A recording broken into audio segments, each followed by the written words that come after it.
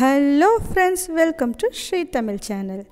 இன்றைக்கி நம்ம பார்க்க போகிறது என்னென்னு பார்த்தீங்கன்னா, வெங்காயம் சேர்க்காமல் சாம்பார் எப்படி வைக்கிறதுன்னு பார்க்க போகிறோம்.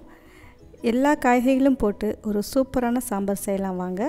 சாம்பார் செய்கிறதுக்கு முதல்ல ஒரு 2 ஸ்பூன் கடலைப்பருப்பு, 2 ஸ்பூன் கொத்தமல்லி, 2 ஸ்பூன் உளுத்தம்பருப்பு, ஒரு 5-6 காஞ்ச மிளகாய், 1 ஸ்பூன் ஜீரகம், 1/4 ஸ்பூன் வெந்தயம். இது எல்லாத்தையும் முதல்ல வறுத்து அரைச்சிக்கலாம். அப்புறம் இது கூட ஒரு 1/4 கப் தேங்காய் துருவலும் சேர்த்து அரைச்சிக்கணும். பேனில் 1 ஸ்பூன் எண்ணெய் சேர்த்துக்கங்க. எண்ணெய் சூடானதுக்கப்புறம் வறுத்து அரைக்க வேண்டிய பொருட்களை இப்போ நம்ம சேர்த்துக்கலாம். எல்லாத்தையும் சேர்த்து கொஞ்சமாக கலர் மாறுற வரைக்கும் வறுத்து எடுத்துக்கோங்க. நல்லா வாசனை வர ஆரம்பிக்கும். இப்போ பார்த்தீங்கன்னா நல்லா செவந்து வந்திருக்கு. இப்போ ஒரு 1/4 கப் தேங்காய் துருவல் சேர்த்துக்கலாம். தேங்காய் துருவல் சேர்த்ததுக்கப்புறம் ஒரு 2 நிமிஷத்துக்கு நல்லா வதக்கி எடுத்துக்கோங்க. கொஞ்ச நேரம் ஆறுனதும் பேஸ்ட் மாதிரி அரைச்சி எடுத்துக்கோங்க. அடுத்து ஒரு 1/2 கப் துவரம்பருப்பை மஞ்சத்தூள் மட்டும் சேர்த்து நல்லா குழைய வேக வச்சு எடுத்து வச்சுருக்கேன். இப்போ சாம்பார் செய்ய ஆரம்பிக்கலாம். ஒரு பேனில் ஒரு டேபிள் ஸ்பூன் எண்ணெய் சேர்த்துக்கோங்க. எண்ணெய் காஞ்சதுக்கப்புறம் ஒரு 2 மீடியம் சைஸ் தக்காளியை கட் பண்ணி வச்சுருக்கேன். இப்போ நாம் அதை சேர்த்துக்கலாம். சேர்த்ததுக்கப்புறம் தக்காளி 1 நிமிஷம் வதக்கினா போதும். குழம்புக்கு தேவையான காய்கறிகளை நறுக்கி வச்சுருக்கேன். கத்திரிக்காய், முருங்கைக்காய், சொரக்காய், முள்ளங்கி, கேரட் அப்படின்னு உங்களுக்கு எந்த காய்கறிகள் வேணால் சேர்த்துக்கலாம். நறுக்கி வச்ச காய்கறிகளை இப்போ நான் அதில் சேர்த்துக்கிறேன்.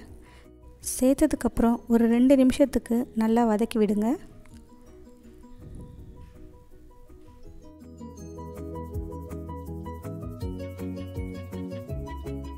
அடுத்து நாம் ஒரு 1/4 ஸ்பூன் மஞ்சத்தூள் சேர்த்துக்கலாம். மஞ்சத்தூள் சேர்த்ததுக்கப்புறம் ஒரு 3 கப் தண்ணி சேர்த்துக்கலாம். இந்த குழம்புல தேங்காயெலாம் அரைச்சி ஊற்றுறதுனால இது கொஞ்சம் கெட்டியாகிடும். அதனால் அதுக்கு ஏற்ற மாதிரி தண்ணி சேர்த்துக்கோங்க. இப்போ பார்த்தீங்கன்னா நல்லா குழம்பு கொதிச்சிட்ருக்கு. காய்கறியெல்லாம் ஓரளவு வெந்ததுக்கப்புறம் அரைச்சி வச்ச மசாலா பேஸ்ட்டை இப்போ நம்ம சேர்த்துக்கலாம். சேர்த்ததுக்கப்புறம் நல்லா கலந்து விட்டுக்கோங்க.